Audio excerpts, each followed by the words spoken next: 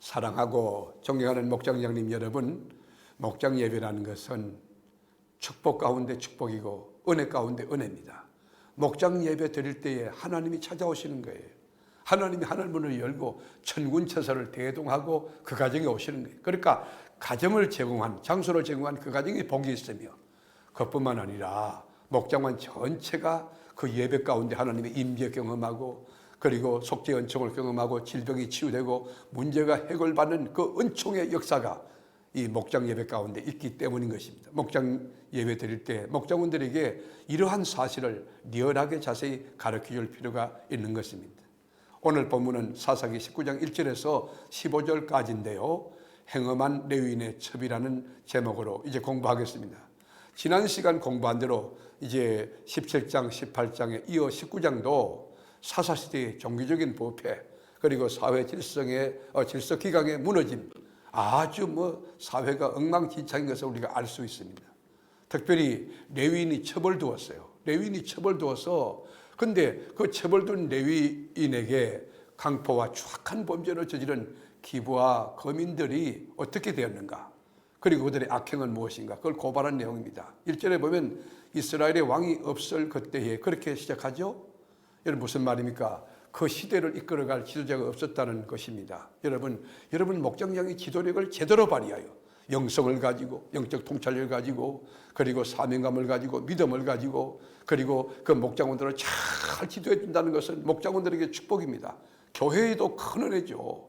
이와 같은 이 레위인의 첩은요, 나쁜 여인이에요. 반복적으로 음행을 했고 남편을 배반해서 유다 베들레헴에 있는 친정집으로, 그만 아버지 집으로 돌아갔어요.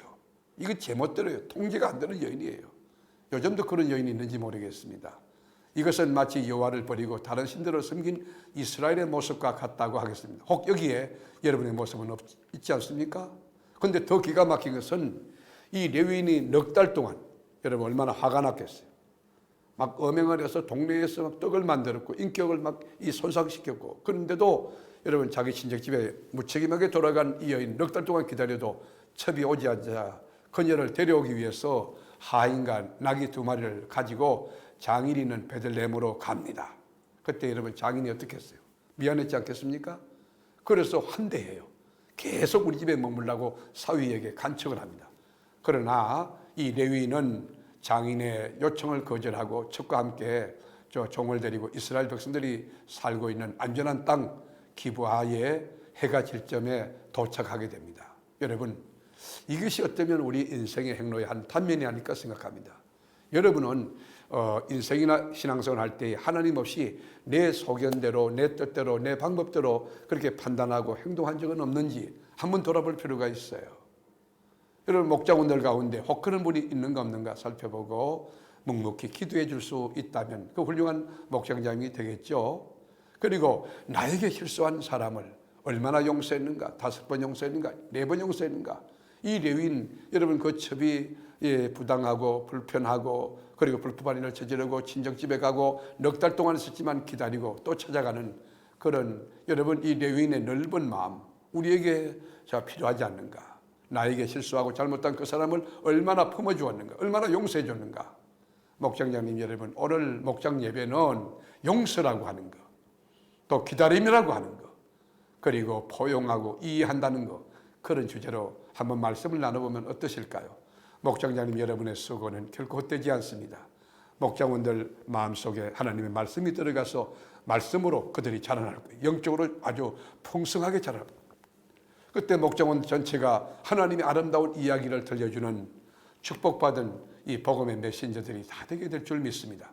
목장장님 여러분의 수고를 응원하고 또 여러분의 헌신과 수고를 하나님이 기억할 줄 믿고 또 사랑하는 목장장 여러분을 축복합니다. 주 안에서 승리하십시오. 샬롬. 19장.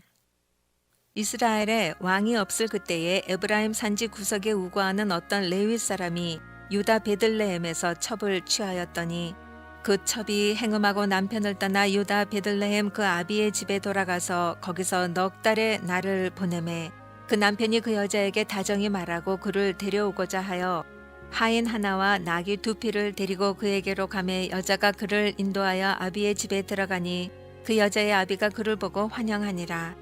그 첩 장인 곧 여자의 아비가 그를 머물림에 그가 3일을 그와 함께 거하며 먹고 마시며 거기서 유숙하다가 나흘 만에 일찍이 일어나 떠나고자 하매 여자의 아비가 그 사위에게 이르되 떡을 조금 먹어 그대의 기력을 도운 후에 그대의 길을 행하라.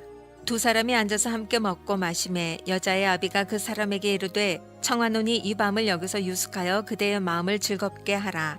그 사람이 일어나서 가고자 하되 첩 장인의 간청으로 다시 유숙하더니 다섯째 날 아침에 일찍이 일어나 떠나가자 하매 여자의 아비가 이르되 청하노니 그대의 기력을 돕고 해가 기울도록 머물라 하므로 두 사람이 함께 먹고 그 사람이 첩과 하인으로 더불어 일어나 떠나고자 하매 그 첩 장인 곧 여자의 아비가 그에게 이르되 보라 이제 해가 저물어 가니 청컨대 이 밤도 유숙하라. 보라 해가 기울었느니라. 그대는 여기서 유숙하여 그대의 마음을 즐겁게 하고 내일 일찍이 그대의 길을 행하여 그대의 집으로 돌아가라. 그 사람이 다시 밤을 지내고자 아니하여 일어나 떠나서 여보스 맞은편에 이르렀으니 여보스는 곧 예루살렘이라. 안장지운 나귀 둘과 첩이 그와 함께 하였더라. 그들이 여보스에 다가왔을 때에 해가 지려 하는지라. 종이 주인에게 이르되 청컨대 우리가 돌이켜 여보스 사람의 이 성읍에 들어가서 유숙하사이다. 주인이 그에게 이르되 우리가 돌이켜 이스라엘 자손에게 속하지 아니한 외인의 성읍으로 들어갈 것이 아니니 기브아로 나아가리라 하고 또 그 종에게 이르되 우리가 기브아나 라마 중 한 곳에 나아가 거기서 유숙하자 하고 모두 앞으로 행하더니 베냐민에 속한 기브아에 가까이 이르러는 해가 진지라. 기브아에 가서 유숙하려고 그리로 돌이켜 들어가서 성읍 거리에 앉았으나 그를 집으로 영접하여 유숙케 하는 자가 없었더라.